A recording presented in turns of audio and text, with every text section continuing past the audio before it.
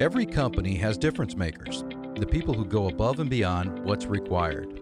This podcast is dedicated to the people who challenge the status quo and make good companies great. Today, we're sharing one story from one company in our effort to inspire others. Welcome to Difference Makers. Today, my guest is Tony Loyd. Tony is a best-selling author, keynote speaker, business coach, and a podcast host. He's a former Fortune 500 executive who now focuses on helping aspiring difference makers rapidly grow a business with a social mission. Tony has an incredible story. We're going to get into that here shortly, but welcome, Tony. Thank you for being here. Jim, it's an honor, man. I'm really happy to be here. Thanks for having me. So I guess what I wanted to do really is just kind of set it up for everybody. Your story was so compelling and it really gripped me. And it's about the importance of self-care. And I think, one of the things that we don't really put a lot of emphasis on in this country, or in any country really, in any society, is the mental health issue, right? Mm-hmm. Mental health sometimes has a stigma about it, maybe people can perceive it as a weakness because they don't really understand it. Overcoming anxiety and depression and things that we don't really know why it's happening, and we don't really know why we feel the way we feel, but you made it a journey to go figure this out. And some of the things that you talked about in some of the videos that I watched and listened to really resonated with me. So, I just want to start right there in December of 2018 when you were sitting with your friend and you told him, "I'm not sure I want to be alive." You want to start there? Well, you just want to jump right in there, man. I do. And I'm glad to do that.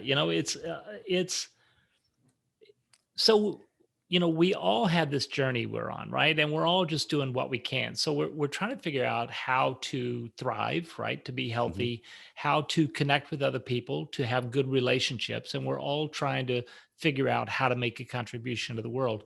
And I think sometimes through my life, I have gotten things kind of in the wrong order.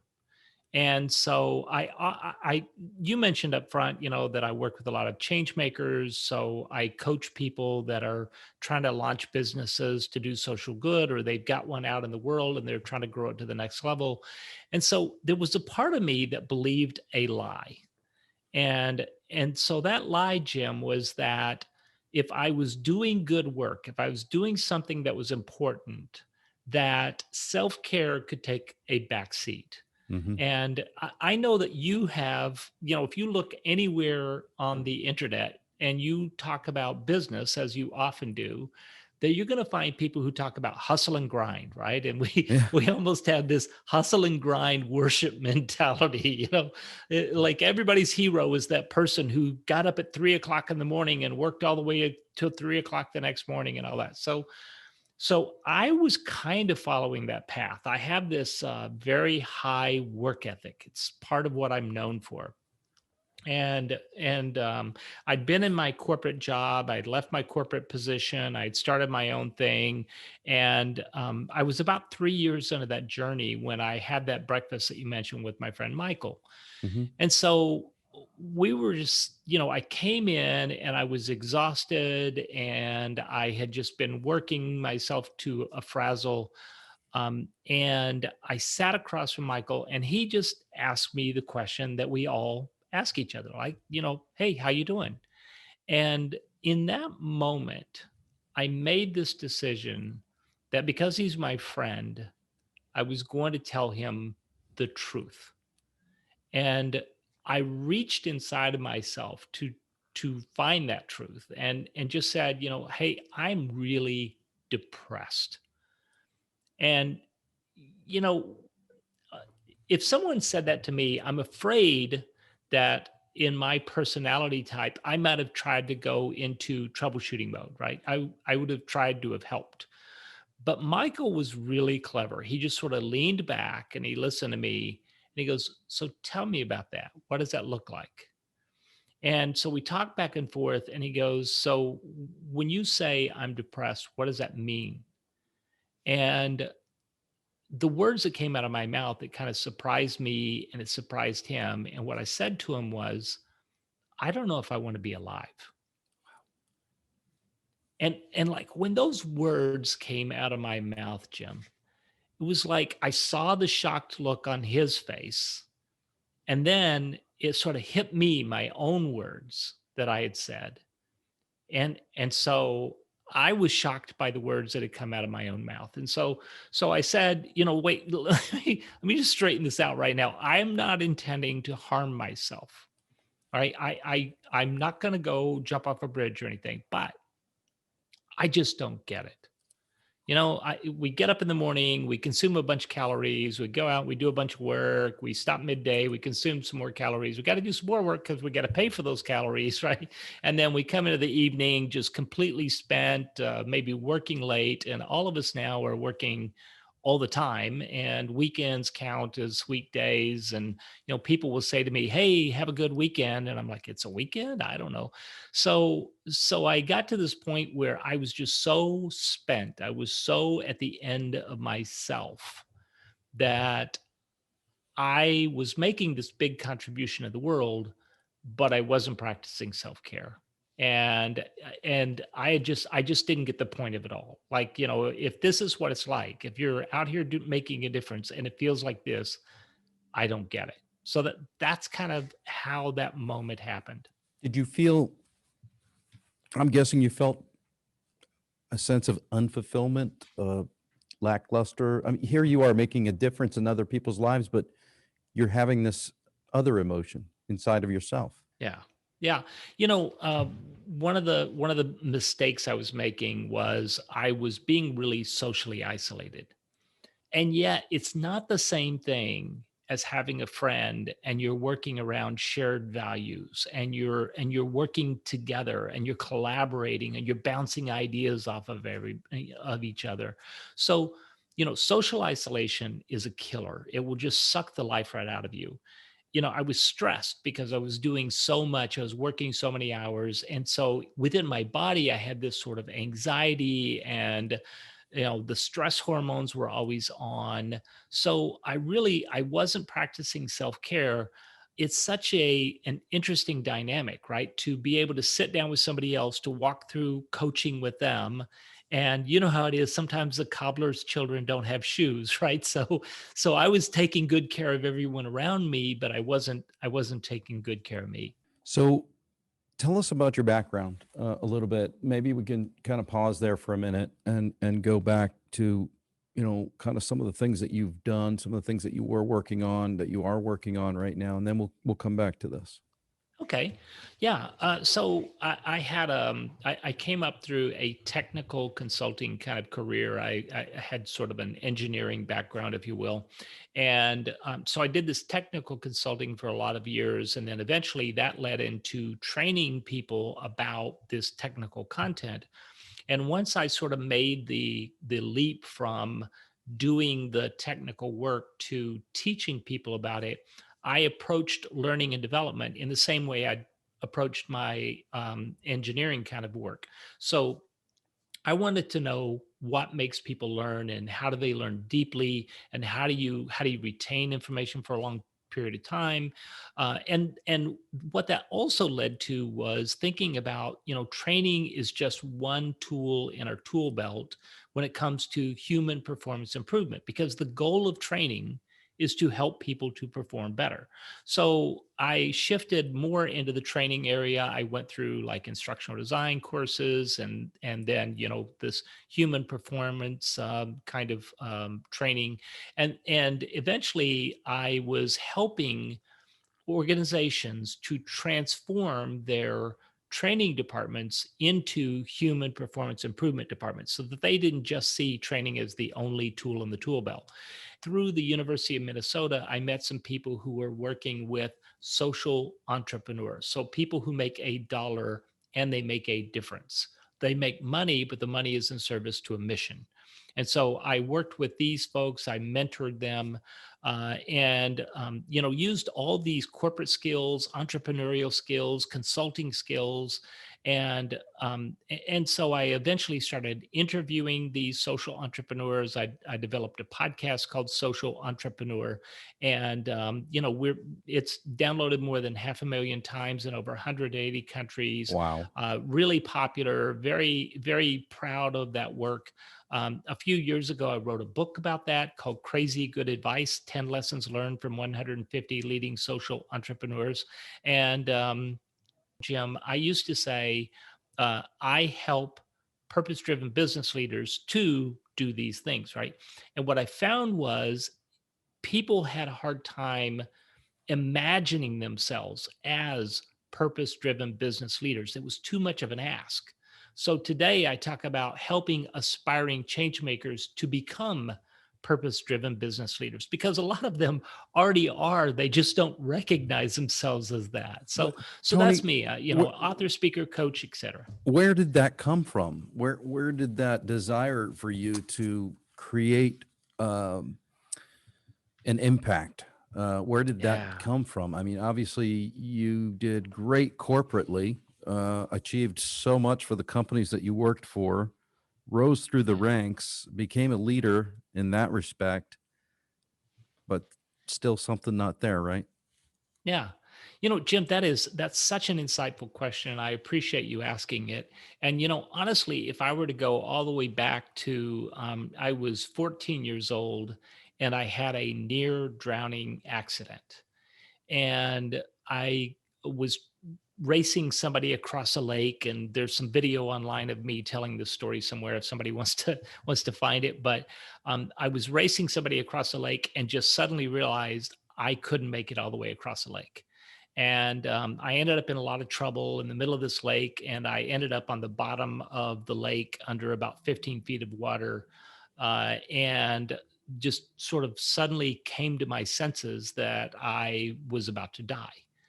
And so a few thoughts hit me all at the same time. So one is, I don't want to die. That's, it'd be very nice if I would not die right now. That'd be a good thing. Two, that if I was going to live, I wanted to make the biggest impact possible. I wanted to make a difference in the world. Why bother to live if you aren't going to make a ding in the corner of the universe? Mm. And then the third thing was that I was going to have to show up and be visible and just play big, right? If I was going to make that impact. And so that from that time I was 14 until today. Now, when you're 14 years old, what does that look like? I don't know. I got up and went to school the next day. I don't know what playing big looks like. But a seed But was over the planted, years, but there was a seed it was planted. Yeah. absolutely, Jim. You're right about that. And so over the years, I've known that I wanted to live a life of purpose and meaning. Now, here's the thing. On the average weekday, most Americans spend about 36% of their time asleep or doing personal grooming. And then another 37% of their time they spend at work or doing work related activities. So 2/3 of your day is spent either asleep or at work. And so the way you spend your time is the way you spend your life. And so, if you're going to live a life of purpose and meaning, you have to find a way to bring purpose and meaning to that work life. And so that was kind of my struggle when I was inside of corporate America. I did some great things, I had some great successes. I was able to run some leadership development workshops that really, people said were transformational. Those weren't my words, those were their words. So I was able to make a difference, but I just felt like I needed to do something else. And so I left my corporate life to go off and to pursue this work. And once I ran into people who were social entrepreneurs who were, they were using business to do social good. That's like bingo. That's it. That's my tribe. That's who I'm hanging out with from now on. Yeah. So it's interesting how, we talked about those experiences when you're younger and the programming that happens and, a seed of purpose being planted in you at that young age, right? And Yeah. like you said, I'm 14. I got up and went to the bus stop the next day. But Yeah. but that seed continues to grow. And as we get older, we realize there's something missing that I don't feel completely fulfilled. There's a purpose that's missing. And when we're disconnected from our purpose, that can lead to what? depression, Yeah. anxiety, all the other things. So what were some of the Yeah. problems that you were facing after having accomplished all of those things, but yet disconnected from your purpose? What were you feeling? Yeah. Here's the thing. People want to live a life of purpose and meaning. If you think about the empty phrase of just follow your heart, right? It's so easy. It's such a cliche. It's so easy to say to someone, just follow your heart, follow your purpose, everything will be okay. But you know what? When you are a young mom or a young dad and you got two kids running around the house and you're working two jobs and like all you can do is just like slap dinner on the table, eat, collapse, get up the next day and do it again, right? So there are times when we really don't have that kind of space and opportunity. We can stand in our own way too, right? So there were times when I didn't give myself permission to go that extra mile, to do that extra thing, because I felt like I just, who am I to do something amazing and powerful and all that? And yet who are we not to, right? That's the Marianne Williamson quote about, who are you not to play big, right? So leads you to, though, is the sense that there's more to life than what I'm living. And eventually that calling will be on you until you listen. It is it just won't leave you alone, man. We sometimes follow a shadow career. We'll go off and we'll do something because we have this calling on our lives, and yet we're afraid to actually do the work.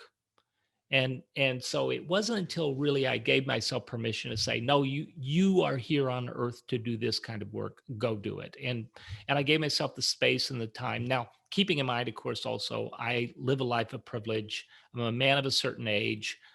I won the lottery when it came to, careers and geography and everything else. So, I recognize I'm saying this from a position of privilege, but still, I think those callings are there and they'll be there until you follow them. So back to your lunch with Michael, I think. Um, I'm depressed. What's the meaning of it all? And you're dealing with isolation and stress and anxiety and depression. And where did you go from there, Tony? He sent you something. He said he wanted to send you something. So where did you Yeah. find guidance? Yeah. So he sent me a book. It was great. It's called Lost Connections: Why You Are Depressed and How to Find Hope. It's by a guy named Johan Hari. And he Johan Hari wanted to understand anxiety and depression.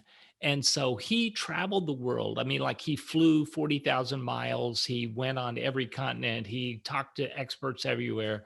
And he sat down with these experts and said, okay, what do you understand from the latest research about what causes anxiety and depression? And the thing that shocked him was he uncovered these 9 different causes of anxiety and depression, and only 2 of them have anything to do with your brain chemistry or your genes. Yeah, because they always tell you, well, it's a serotonin issue, or it's, you don't make the happy hormone, right? And Yeah, so you need a chemical to make that happen. right. But of So those he 9 reasons, only 2 were related to related to that your in any way. physicality. The book is called Lost Connections because it's about being disconnected from things that provide hope and meaning, right? So connection to meaningful work, for example. When we are in a job that is, mundane, we don't connect with it in a meaningful way. It doesn't light us up.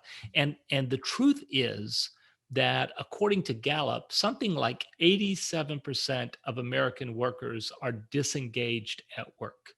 And so this is like a societal problem. And Jim, I know that you've been here where like you get called in and you have a meeting, and the purpose of the meeting is to figure out what kind of meetings you need, right?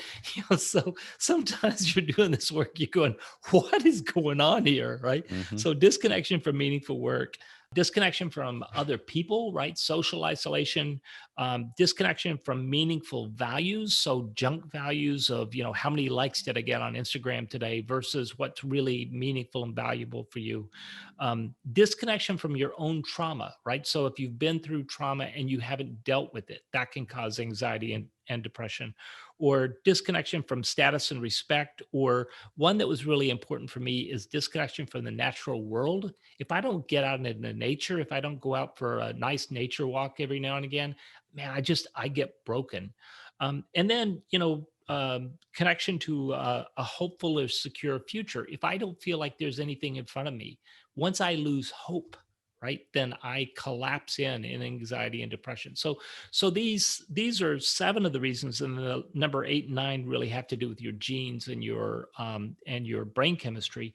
But I had been told by all kinds of doctors and psychologists the reason you're experiencing anxiety and depression is because your brain is broken, and you need a pill to fix it. And so the question that Johann Hari was asking at the end of his book is really, does a drop in serotonin, dopamine, et cetera, precede the depression, or is it a result of the depression? And maybe both, right? And by the way, let me just say right up front, I'm not a doctor. I'm not asking anybody to go flush their pills down the toilet. I'm not giving medical advice here, but I think he's onto something. And so in 2019, I made a plan, and I worked on turning all that around. So potentially, and again, we're not doctors, but potentially, if we can connect to some of those other 7 issues, Yeah. maybe the need for the pharmaceuticals isn't quite so high, or even at all, potentially, right? Right. Right. Yeah. So what were some of the actions you took to start tackling this list? Because you were Yeah. obviously disconnected to a whole bunch of it. Yeah, exactly. Exactly. I was checking like the first 7 boxes, like, I nope, checked a don't few do just that. now. So when the first thing I had to do, Jim, was I had to figure out, how do you measure this, right? So if I'm going to do well in all these areas, how do I measure it? And so I had listed these 10 domains, these 10 different areas, things like physical, mental, emotional, spiritual, and then in relationships, things like social relationships, marital, parental, and then in contribution, my vocation, my avocation, my finances. So these 10 different areas. And I thought, okay, if I'm measuring finance, let's say, I can measure financial success. If I'm measuring my physical health, I went to the doctor at the beginning of the year, and I got a complete workup, and so I knew what my LDL was, and what my triglycerides were, and what my weight was, and respiratory, heartbeat, blood pressure, all that. So those things are easy to measure. But how do you measure spirituality, or how do you measure community, right? And so I developed this self-assessment that I've been using, and I call it right now, I just call it, "Are you thriving?" But it's really broken into these 3 areas. So thriving has to do with physical, emotional, mental, and spiritual health, and so that's kind of the well-being part of it. And then the connection part of it, the connect, that's social, marital, and parental. And then the contribute part of it is vocational, financial, and avocational, which includes hobbies and causes that I care about. And so I developed this self-assessment that I took then. And and I just have a little slider bar, and I slide it to the right to say, hey, I'm really rocking this place. And I slide it to the left to go, I'm kind of stinking it up over here. And so twice a year, I take this self-assessment now, and I look at the results, and it makes this really cool little sort of a radar chart, if you will, and it'll show you how you're doing in each of these areas. And then I just make a plan, and I go, okay, of these 10, I can't be a rock star in everything all the time, all over the place, I took but mine. I'm 68%. 68% overall. Very good. Well It's done. not very good. But the interesting thing, Jim, and I'd love to talk to you about that sometime, is, it really, it may bring into mind, for this season, it's okay. I'm going to let this one over here kind of dip a little bit. It's going to be a 6 instead of a 10, right? But this other one, because of the season I'm in right now, I really have to pay attention to this. I really have to boost it up. And the other thing that happens is, it's not just seasonal, that you may say, you know what, let's take physical. I've let that one slip in every quarter for the last 16 quarters, maybe I might want to pay attention to that, because you can't ignore one of those domains forever, right? Because once you let something go for a longer period of time, there could be these longer term consequences.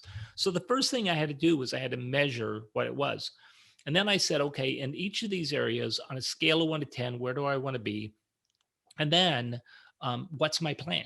What am I going to do in order to boost myself? In 2019, I set a goal to live my personal best in as many of these areas as I possibly can. And I did kind of a personal experiment where I went off and attempted to do that. Difference Makers is powered by Verity Search. In today's competitive war for talent, they understand recruiting requires having a strong sales and marketing approach.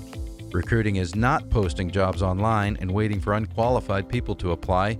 It's active, it's engaging, and it's working with people while maintaining extreme confidentiality. Their solutions and techniques are innovative and brave, but based on industry knowledge and key identification strategies. Some of the key services include strategy planning, research, marketing, prospect identification, qualification, and recruitment across all markets and geographies. If you'd like more information, please check out the website at veritysearch.com. Well, where did that lead you? What were the results of all of that? And obviously it's one thing to sort of recognize it and identify it, but then actually doing it, and that's probably a whole podcast on how do you move to action, right? And then stay consistent with that action, right? And find that drive, that fuel, that when your feet hit the floor in the morning, that you're on purpose, and that's not easy to do. So I commend you. Yeah, thanks, Jim. What was the result? What were the results of this new commitment? Here's what was interesting to me, that I improved in my relationships. I improved in my, well-being, and my physical health, mental health, etc. But what surprised me was, and I wasn't ready for this, is my business actually grew significantly during that time. And that would shocked me, because the fear that I had was, if you take your eye off of this business and you go out and you spend all this time doing other things, then your business is going to suffer. But the truth is, you can't pour from an empty vessel. And so, in each of those 10 categories, I made improvements. And like I said, one that's easy to measure is like your physical health. So in 2019, I took up running again. I've been a runner for much of my life, but I got pretty serious about it. But in 2019, I ran 1,790 miles, which is equivalent of running from Minneapolis to Miami. And then I use an app to track all of that, and it's called Strava. And according to Strava, it tracks your fitness, and my fitness went up by 218%. I started a plant-based diet. Then that, of course, helped me with, like my LDL is down 29%, triglycerides down 38%, total cholesterol down 40%, and I lost 16.4 pounds across the year. And That's it wasn't a big fantastic. crash, like, it wasn't like all of a sudden all the weight came off. It was, just, a pound, a half a pound, a quarter pound, et cetera, across the year. And I became much more fit. So if you take any one of those 10 areas, I saw improvements in every area of my life. But I think the key thing that came out of that, my main takeaway, is this: that it's kind of like we're here on earth to connect with other people and to contribute to the world. But before you can connect and contribute, first you have to practice self-care. Because like I said, you can't pour from an empty vessel. So that it's thrive, then connect, and then contribute, in that order. Yeah. Wow. The plant-based thing. My wife is a vegan, and I wasn't totally supportive of it at first, and it's worn on me. I gave up over a year ago all red meat, all pork, all dairy. I'm still eating chicken and fish. But even that's starting to wear on me, not just from the health perspective, but actually the ethical piece is really Right. bothering me as well. Yeah. Yeah. And I do that. I go get my blood checked about every 3 months because I want to stay on top of my health as well. And I'll never forget. I had at one time I was much heavier and I lost about 40 pounds doing a keto Wow. diet. The long Yeah. the Yeah. fasting thing, and I Right. still do the intermittent fasting, but to eat that animal protein every day. So I gave all that up, and I went in for my blood labs, and the doctor came in and she started to talk to me about my results, and she got up and she shut the door. And I said, "Oh no, Oh, what's going no. on?" And she looked at me and she said, "What are you doing?" And I said, "What do you mean?" She goes, "Just tell me, any changes in your diet? Are you working out more?" I said, "Well, I gave up all red meat." She goes, "Yeah, what else?" I said, "I gave up all pork." She goes, "What else?" I said, "I gave up all dairy." And she went, "Bingo." She said, "Your blood labs are like a 25-year-old suddenly." And Yeah. they had never been really that good. Yeah. And there's a lot of power in that, man. A lot of power Right. in that. So Yeah.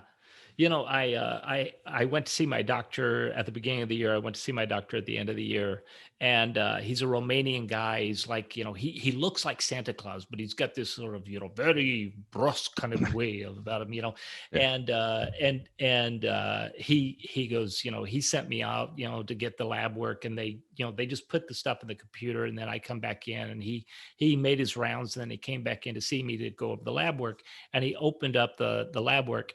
And he turned around and he wheeled his chair around towards me. He looked right at me. He goes, "You are in fantastic shape." And I was like, "Can you say that again? I want to make that my ringtone." yeah. You are in fantastic shape. So yeah, it does make a difference, doesn't it? It does. It does. Yeah. So what are your takeaways? What did you learn from all of this right now? Yeah. If somebody put up the white light on you and say, what have you learned?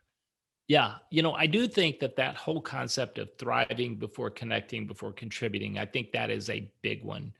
And I think that the thing that surprised me that I mentioned a while ago about the business grew while I was doing this, that having more capacity for relationships, having more capacity for the business, having more capacity to be of service, that was really what came out of it, that there was more of me to go around. And I didn't have to prop myself up with caffeine and sugar and whatever else in order for that to happen, because that's usually what happened, And so I think that was really my key takeaway, that first you thrive, then you connect, then you contribute. If you were to advise anyone that was maybe potentially feeling some of the things that we've talked about, that were maybe feeling unfulfilled, or just sort of what's the meaning? And I've been there. Personally, I can say I have been there. I've been to a point where, I go, what is the skin suit I'm in, and who am I, and why am I here, and you have those out of body thought experiences, and there's got to be more. What how do you advise someone like that? What's the first step? What's the call to action? Yeah. Well, the first thing is, if you are feeling depressed, tell someone, right? And I'm really deadly serious about that. That if you're feeling depressed, share that with somebody. Let them know that that's what you're feeling. Some trusted person, and then see a professional, seek help, right? So that, let's just get that out of the way, because that is still solid advice. The other thing I would say is finding your personal meaning and calling. One of the exercises I do, and I teach classes at the University of Minnesota, and we teach this thing called the Global Grand Challenge Curriculum. And it's about, how do you make a big impact in the world? And so these students come in, and one of the first questions I ask them is two questions. It's two sides to the same question. One is, what breaks your heart? And two is, what inspires you? What or who inspires you? And it's within that question, what's the thing in the world that breaks your heart? It's, Echoing Green is this organization, and their president, Cheryl Dorsey, said to me that people have this moment of obligation. right? That they run into something in the world where, whether it's, like malaria, and they realize that kids are under 5 are dying like 1,000 a day, or it's, and that's not the exact number, but something like that. Or maybe you're at the beach one day and you're on vacation and you feel something on your feet and you look and you've got a bread wrapper wrapped around your ankle, and suddenly you're standing there and you own it. Like I've got to do something about that. So the first question I would ask yourself is what breaks your heart? What's the thing that you see that becomes your moment of obligation? And the second thing I would say is what or who inspires you. So right now I'm wearing these prescription glasses, and these are Warby Parker prescription glasses. And the reason that I chose them, I could have gone to LensCrafters or Pearl Vision or anywhere else, but every time Warby Parker sells a pair of glasses, they pay for a pair of glasses for someone out in the world who can't afford to have them. And so that buy one, give one kind of model really inspires me. And so, what or who inspires you? I've interviewed over 300 social entrepreneurs, and they're all a little bit crazy, and they all are just making a big impact in the world, and they all inspire me. So ask yourself those two questions. What breaks my heart? What's the thing that is my moment of obligation? What's the thing that I own in the world? And then the second half is what or who inspires you? That's fantastic. Um, you have a book. Can you talk about that? Sure. Yeah. The book is called Crazy Good Advice: 10 Lessons Learned from 150 Leading Social Entrepreneurs. And the title of the book comes from a guy, he runs an accelerator program up in Seattle, and it's called Fledge. And so what they do is they bring in these people with these change-making ideas, and they put them together and they work them through kind of a curriculum and an exercise, and they get them ready for investment. And so I really like this guy, but his name is Looney Libis. Now, if you want to talk to somebody about crazy things, talk to a guy named Looney, right? That's going to be, he's going to talk about something like that. But Looney said this. He said, when you come up with this idea that you're going to launch a business, and especially a business that does social good, because it's like this double challenge, and your spouse and your kids and your parents and your friends, they all tell you that you're crazy for doing this, they're right. You're not right. They are right. And because you have to be crazy to do this kind of work. But if you're going to be crazy enough to launch a business trying to do social good, you might as well have the biggest impact you possibly can. So that's kind of where the title from the book came from, this Crazy Good Advice. But it's 10 lessons learned. I had gone through my first 150 interviews as a podcaster. And at the end of every interview, I would ask somebody for their best advice for someone who was interested in doing this kind of work. And what I found was, after my first 150 episodes, I found that there was a pattern. Like there were only 10 things that had been said again and again. And so we wrote this book based on that. It's illustrated. It's really a cool book. It's got some great, like illustrations in it. And it's kind of a light read. But we actually wrote it as a giveaway for a crowdfunding campaign, and we gave it away and raised some pretty good funds from it, and other things. So we got finished with the crowdfunding campaign, and we said, well, we have this book. What are you going to do with that? So we go, well, you put it on Amazon and put it in the bookstores. Well, it became a bestseller. And we were like, what? We just wrote this as a spiff. We wrote it as a giveaway, but clearly we had struck a nerve. And so, it's available. You can download it for free on my website if you want the electronic version, or if you want a paperback, you can pick it up at Amazon or your favorite bookstore. And it's Crazy Good Advice: 10 Lessons Learned from 150 Leading Social Entrepreneurs. Well, I want to say thank you for taking time and spending a few minutes with us and telling us about your story. It takes a tremendous amount of courage to tell that story, but it's a story of victory and overcoming and being a difference maker. And you certainly are a difference maker, Tony. Jim, that's quite a compliment coming from you, man. So thank you so much for saying that. Thank you. Go to his website, get his book, folks. You'll be glad you did. Have a great day. Thanks, Tony. Thank you.